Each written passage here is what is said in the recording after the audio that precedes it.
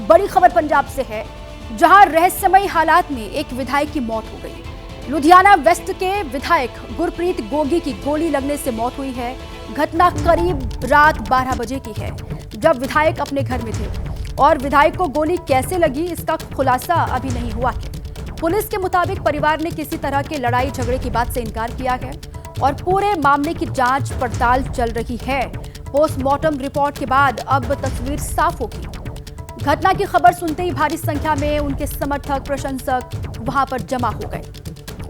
तो लुधियाना वेस्ट से विधायक की मौत हुई है, घर पर गोली चली और उनके मौत की जानकारी सामने आ रही है। पोस्टमार्टम का इंतजार किया जा रहा है।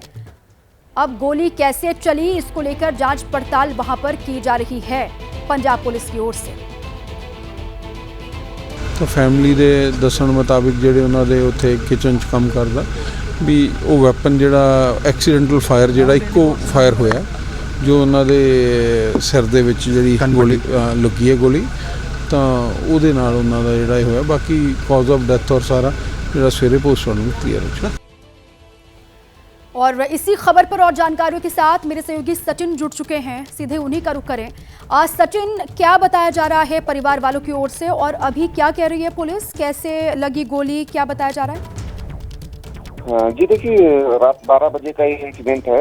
गुरप्रीत गोगी जो है वो अपने दिन में जो असेंबली कंस्टिट्यूंसी में जो काम होते हैं वो सारे निपटा के गुरप्रीत गोगी जो है ये घर पे आए थे। तो गन शॉट सुना परिवार ने। गन शॉट सुनने के बाद उनके वाइफ जो है वो अंदर गए तो देखा कि गुरप्रीत गोगी जो है वो गन शॉट से इंजर्ड है। उनको अस्पताल ले जाया गया। पर इसमें अब ये एक्सीडेंटल फायर है या आत्महत्या है, ये पुलिस जो बोल रही है कि ये परिवार वालों की स्टेटमेंट रिकॉर्ड करने के बाद और पोस्टमार्टम के बाद चलेगा पता। इसका एग्जैक्ट कॉज जो है कि किन सर्कमस्टांसिस में ये गोली चली है और क्या ये वजह रही है, तो एग्जैक्ट जो है पोस्टमार्टम के बाद और परिवार की जो स्टेटमेंट है उसके बाद ही पता चल पाएगा असल में कि ये बुलेट जो है एक्सीडेंटली चली है या फिर जो है उन्होंने डेलिबरेटली आत्महत्या जो है की है। दिल्ली का चुनावी दंगल जिसमें हर पार्टी पूरा जोर लगा रही है। उम्मीदवारों के चयन के लिए बीजेपी के केंद्रीय चुनाव समिति की देर रात तक बैठक हुई और इस बैठक में पीएम मोदी भी शामिल हुए, लेकिन अभी बीजेपी की दूसरी लिस्ट नहीं आई है। बड़ी खबर यह है कि आज दिल्ली बीजेपी की कोर कमेटी की बैठक फिर से होगी। जेपी नड्डा और अमित शाह के साथ ये बैठक होने वाली है। इसके बाद उम्मीदवारों के नाम का ऐलान हो सकता है। बीजेपी ने अभी 29 उम्मीदवारों के नाम का ऐलान किया है, बाकी बचे हुए 41 उम्मीदवारों के नाम अभी आने बाकी हैं। सूत्रों के मुताबिक 12 विधानसभा सीटों के लिए उम्मीदवार के नाम पर बात नहीं बन पाई, ये कहा जा रहा है। दिल्ली चुनाव पर आज भी बैठक चलेगी कोर कमेटी की। अमित शाह, जेपी नड्डा की मौजूदगी में यह बैठक होगी और कहा यह जा रहा है कि आज दूसरी लिस्ट बीजेपी की आ सकती है। बीजेपी की केंद्रीय चुनाव समिति की बैठक में पीएम मोदी ने केजरीवाल पर हमला बोला है। सूत्रों के मुताबिक पीएम मोदी ने कहा कि दिल्ली के लोगों में बीजेपी के प्रति झुकाव बढ़ा है, लेकिन चुनाव जीतने के लिए हमें और मेहनत करनी होगी। पीएम मोदी ने यह बात कही। उन्होंने कहा कि केजरीवाल के झूठों का पर्दाफाश करना होगा, जनता के बीच आम आदमी पार्टी और उनके नेताओं की असलियत बतानी होगी। तो बीजेपी केंद्रीय चुनाव समिति की बैठक जिसमें मौजूदगी पीएम मोदी की भी, और वहां पर उन्होंने अरविंद केजरीवाल पर हमला किया, उनकी पार्टी पर हमला किया। उन्होंने कहा कि केजरीवाल के झूठ का पर्दाफाश करना होगा, आम आदमी पार्टी और उनके नेताओं की असलियत जनता को बतानी होगी। बीजेपी के प्रति लोगों का झुकाव बढ़ा है, लेकिन चुनाव जीतने के लिए और मेहनत करने की आवश्यकता है। कल जब दिल्ली चुनाव को लेकर केंद्रीय चुनाव समिति की बैठक में पीएम मोदी पहुंचे तो अचानक पत्रकारों से मिलने के लिए वो पहुंच गए। पीएम मोदी ने पत्रकारों से ठंड को लेकर एहतियात बरतने के लिए कहा। उन्हें मकर संक्रांति और लोहड़ी की शुभकामनाएं दी। आप सबको 2025 की बहुत शुभकामनाएं। आप सबको लोहड़ी की शुभकामनाएं, मकर संक्रांति की शुभकामनाएं। ठंड में संभालिए भाई आप लोग, नहीं कुछ सर पे रखिए। दिल्ली में चुनाव, पूर्वांचल पर क्यों तनाव? पूर्वांचल का मुद्दा दिल्ली में बाजी पलटेगा। विरोध और प्रदर्शन का पूर्वांचल वोट फैक्टर क्या है, आपको दिखाते हैं। देखिए, दिल्ली के चुनाव में पूर्वांचल के लोगों के सम्मान और अपमान का मुद्दा गर्माता जा रहा है। किस तरीके से पूर्वांचल के मुद्दे को लेकर आम आदमी पार्टी बीजेपी एक दूसरे पर दोनों ही हमलावर हैं, वो आप जानते हैं। पूर्वांचल पर केजरीवाल के बयान से लगातार विवाद गहराता हुआ दिखाई दे रहा है। पटना में भी शिकायत की गई बीजेपी नेता की ओर से। केजरीवाल के खिलाफ पटना में शिकायत दर्ज कराई गई। केजरीवाल के खिलाफ कार्रवाई की मांग की गई है पटना में भी। और पूर्वांचल पर केजरीवाल ने जो बयान दिया उस पर बीजेपी अब लगातार हमलावर है। सिर्फ दिल्ली में ही नहीं बल्कि पटना में भी केजरीवाल के खिलाफ शिकायत दर्ज कराई गई है और एक्शन की मांग की गई है। बार बार बीजेपी की ओर से कहा जा रहा है कि आम आदमी पार्टी ने पूर्वांचलियों का अपमान किया है और इसी को मुद्दा बनाते हुए दिल्ली से लगाए बिहार तक किस तरीके से आम आदमी पार्टी पर अटैक किया जा रहा है, उसी से जुड़ी है बड़ी खबर। दिल्ली के पूर्व मुख्यमंत्री आम आदमी पार्टी के संयोजक अरविंद केजरीवाल के द्वारा जिस तरीके से बिहार वासियों एवं उत्तर प्रदेश की महान जनता के प्रति अभद्र टिप्पणी किया गया है, यह कहीं न कहीं अशोभनीय है। पटना के ऐतिहासिक गांधी मैदान थाना में हमने आया और अरविंद केजरीवाल के खिलाफ मुकदमा दर्ज कराकर उचित कार्रवाई करने की आग्रह कर एक पत्र दिया। निश्चित तौर पर अरविंद केजरीवाल ने पूरी तरीके से हम लोगों को गाली दिया है। इनके ऊपर मुकदमा दर्ज कर इनको हवालात के पीछे भेजने की आग्रह हम न्यायालय से करेंगे। पूर्वी उत्तर प्रदेश, बिहार और झारखंड से दिल्ली में बसे लोगों ने देश की राजधानी में एक अलग पहचान बनाई है।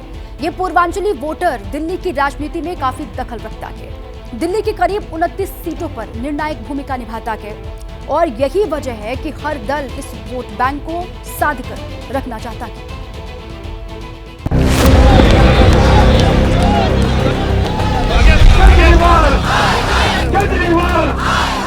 पूर्वांचलियों पर दिल्ली में छिड़े सियासी रण के पीछे 45 लाख का आंकड़ा है। ये राजधानी में इस समुदाय के वोटरों की संख्या है। पूर्वांचल का मान सम्मान देने से की वो। दिल्ली के 1.5 करोड़ वोटर्स के बीच पूर्वांचली समुदाय के वोटरों का प्रतिशत करीब 30% है। पूर्वांचल विरोधी केजरीवाल। पूर्वांचली समाज का ये बड़ा वोट बैंक ही उसे राजनीतिक दलों के बीच खास अहमियत दिलाता है। यही वजह है कि समुदाय से जुड़ा छठ महापर्व भी दिल्ली में सियासत का मुद्दा बन जाता है। 3 जनवरी को जब पीएम मोदी ने दिल्ली में पहली रैली की, उन्होंने भी अपने भाषण में छठ का जिक्र किया। तब आम आदमी पार्टी ने भी उनके इस बयान को पूर्वांचलियों से जोड़कर देखा। ये स्वाभिमान फ्लैट के लाभार्थियों से बात कर रहा था यहाँ आने से पहले, तो ज्यादातर वो इस उत्तरी क्षेत्र के रहने वाले थे। तो मैंने उनको पूछा छठ पूजा कैसी रही, सर पे हाथ फोड़ के कह रहे थे, साहब यमुना जी का हाल इतना खराब हुआ, अब हम तो छठ पूजा क्या करें, इलाके में ऐसा छोटा मोटा करके हम माँ की क्षमा मांग लेते हैं। अब आपको बीते 2 चुनावों का पूर्वांचली वोट फैक्टर बताते हैं। दोनों चुनावों में इस समुदाय का झुकाव किस तरफ रहा है। दिल्ली की 29 सीटों पर पूर्वांचली वोट बैंक निर्णायक भूमिका में है। 2020 में आम आदमी पार्टी ने 29 में से 24 सीटें जीती और बीजेपी को 5 पर जीत मिली। 2015 के विधानसभा चुनाव नतीजे देखे तो आम आदमी पार्टी ने 29 में से 27 सीटें जीती, जबकि बीजेपी को सिर्फ 2 सीटों पर संतोष करना पड़ा। यानी 2015 से 2020 तक बीजेपी को 3 सीटों का फायदा हुआ। ऐसे में केजरीवाल के बयान को तूल देकर बीजेपी इस वोट बैंक को अपने पाले में लाना चाहती है। बिहार, यूपी और पूर्वांचलियों को फर्जी वोटर बताते हैं। यही फर्जी वोटर केजरीवाल जी आपको मुख्यमंत्री बनाया था। पूर्वांचलियों का अपमान किया है नड्डा साहब ने देश की संसद में। रोहिंग्याओं से के साथ साथ उन्होंने कहा पूर्वांचलियों को भगा रहे हैं हम यहाँ से। नड्डा साहब को माफी मांगनी चाहिए। और फिर जब हम कहते हैं कि ये फर्जी वोट बनवा रहे हैं तो हमारे ऊपर कहते हैं। दिल्ली में रहने वाले हमारे यूपी, बिहार, पूर्वांचल के भाइयों का नाम कटवाया जा रहा है और उसको भारतीय जनता पार्टी के राष्ट्रीय अध्यक्ष जेपी नड्डा जी ने रोहिंग्या कहा, बांग्लादेशी कहा, घुसपैठिया कहा। मैंने नाम भी पढ़ा, उसकी लड़ाई लड़ी तो वहां नहीं रुके। मुझे सबक सिखाने के लिए मेरी पत्नी का वोट कटवाने के लिए एप्लीकेशन दिलवाई भाजपा ने। अब पूर्वांचल वोट बैंक की ये लड़ाई दिल्ली की सीमा लांघकर यूपी तक आ पहुंची है। एबीपी न्यूज के एक्सक्लूसिव इंटरव्यू में सीएम योगी आदित्यनाथ ने भी इस पर प्रतिक्रिया दी है। दिल्ली पर जितना अधिकार से अरविंद केजरीवाल का है, उतना ही अधिकार उत्तर प्रदेश, बिहार या देश के किसी भी कोने से आए हुए श्रद्धालुओं का अधिकार दिल्ली पर है। और दिल्ली में वहाँ की सुविधाओं के साथ साथ वहाँ के विकास में भी वो योगदान देता है, तो वहाँ मतदाता बनने का उसको पूरा अधिकार होना चाहिए। माना जा रहा है कि केजरीवाल ने बयान देकर इस मुद्दे पर सेल्फ गोल कर दिया है और बीजेपी ने इसी मुद्दे को अपने एजेंडे में सबसे ऊपर लाकर चुनावी जंग लड़ने का मन बना लिया है।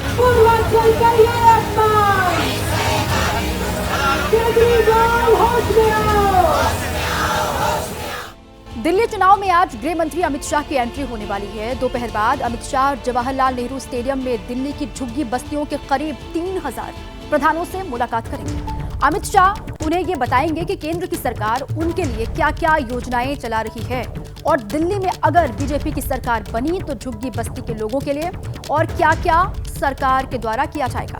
दिल्ली के चुनाव में झुग्गी में रहने वाले लोगों की बड़ी भूमिका है और यही वजह है कि बीजेपी के कई नेता झुग्गी बस्तियों में जाकर उनकी समस्याओं पर लगातार बात कर रहे हैं।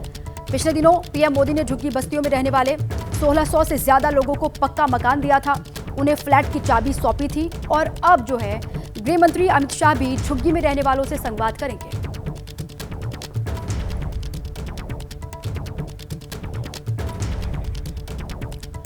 दिल्ली चुनाव में वार पलटवार का सिलसिला लगातार जारी है। इस बीच दिल्ली के मुख्यमंत्री आतिशी ने दावा किया कि बीजेपी इस बार अपने विवादित बयानों से सुर्खियों में रहने वाले रमेश बिधूड़ी को अपना मुख्यमंत्री उम्मीदवार बनाने वाली है। पूरी दिल्ली गाली गलौच पार्टी से एक ही सवाल पूछ रही है कि गाली गलौच पार्टी का सीएम चेहरा कौन है। विश्वस्त सूत्रों से ये पता चला है कि गाली गलौच पार्टी ने ये फैसला लिया है कि उनकी पार्टी में सबसे ज्यादा गाली गलौच करने वाले नेता रमेश बिधूड़ी जी को उनका मुख्यमंत्री का चेहरा बनाया जाएगा। तो अगर दिल्ली के लोगों ने कमल का बटन दबाया तो मुख्यमंत्री के तौर पर उनको रमेश बिधूड़ी जी मिलने वाले हैं। और अब बात दिल्ली के चुनाव में केजरीवाल के दाव की। दिल्ली में महिलाओं और पुजारी ग्रंथियों के लिए सम्मान योजना के बाद केजरीवाल ने कॉलोनियों और मोहल्लों के लिए भी स्कीम का ऐलान कर दिया है। अरविंद केजरीवाल ने वादा किया है कि दिल्ली की सत्ता में आप फिर से लौटी तो हर RWA यानी रेजिडेंट वेलफेयर एसोसिएशन को सिक्योरिटी गार्ड का खर्च सरकार की ओर से दिया जाएगा। सबसे पहले दिल्ली की नारी, दिल्ली के बुजुर्गों की बीमारी, फिर दिल्ली के ग्रंथी और पुजारी और अब दिल्ली के मोहल्लों और कॉलोनियों की पहरेदारी के लिए अरविंद केजरीवाल ने एक नया चुनावी ऐलान कर दिया है।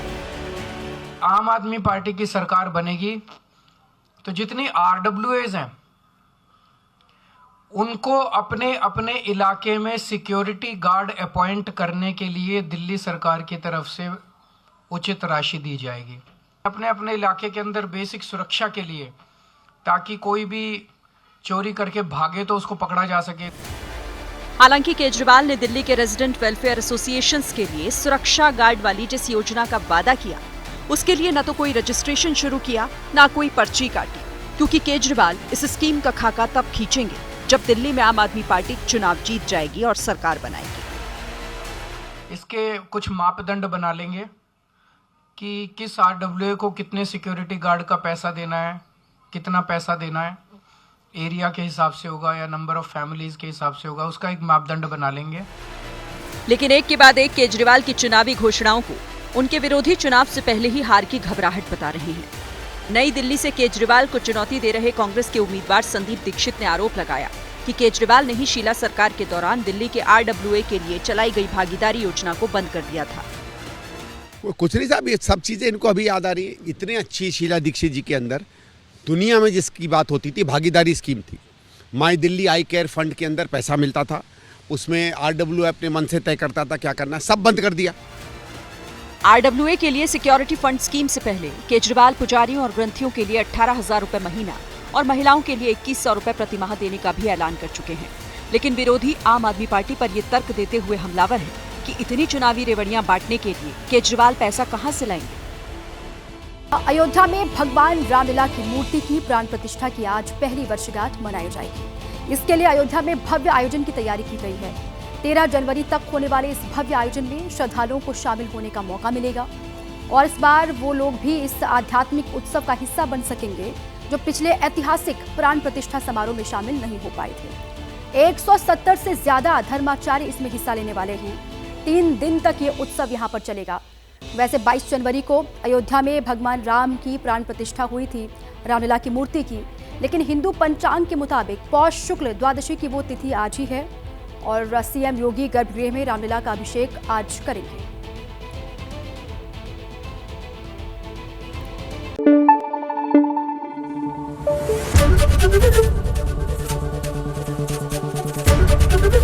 ABP न्यूज आपको रखे आगे।